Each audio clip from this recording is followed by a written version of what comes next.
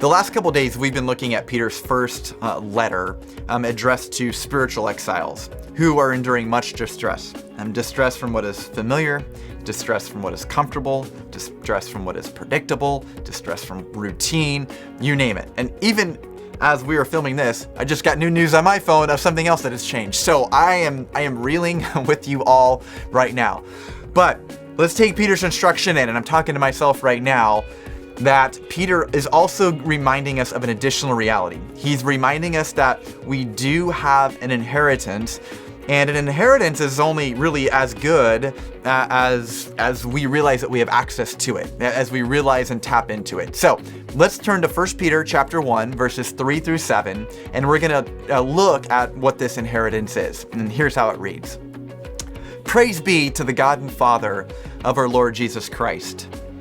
In his great mercy, he has given us new birth into a living hope through the resurrection of Jesus Christ from the dead, and into an inheritance that can never perish, spoil, or fade. This inheritance is kept in heaven for you, who through faith are shielded by God's power until the coming of salvation that is ready to be revealed in the last time. In all this you greatly rejoice, though now for a little while you have had to suffer grief of all kinds of trials. These have come so that the proven genuineness of your faith, of greater worth than gold, which perishes even though refined by fire, may result in praise, glory, and honor when Jesus Christ is revealed. So this specific inheritance Peter is talking about is found in verse 9. He says, you're receiving the end of your faith, the salvation of your souls. But what I want to do now is I want to contrast two things between our inheritance and between the trials.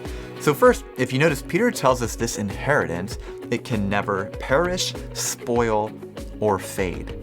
Now, Peter is not minimizing the intensity of our trials or the intensity of our pain, but he is simply saying that it is of a transient nature versus the inheritance, which is a permanent nature.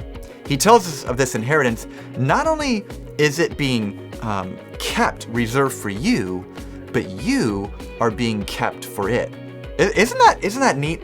Not only is God's inheritance for us is it being kept, we are being shielded for it. We are being kept for it. And so these trials we are facing have no power to rip this inheritance away, because it's one that is permanent in duration. And finally, Peter contrasts our inheritance and trials by saying, even though you have these various trials for a little while, and by a little while, he's not saying, weeks, months, years. He's talking about through this life in which we are destined for those.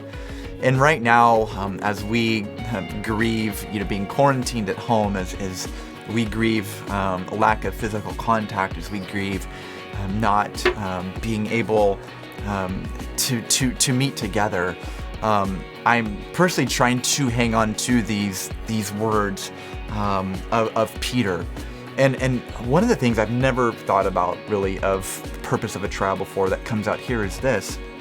It says that once we persevere, that on that day, it will lead to the praise and glory of God. And think about this right now, brothers and sisters. The trials we are enduring right now are routines that are being just thrown for a loop. As we persevere, as we love others that we are familiar with well, that we're around 24/7, as we persevere, it's actually leading to the genuineness of our faith, which is leading to the praise and the glory of God when we receive our full inheritance.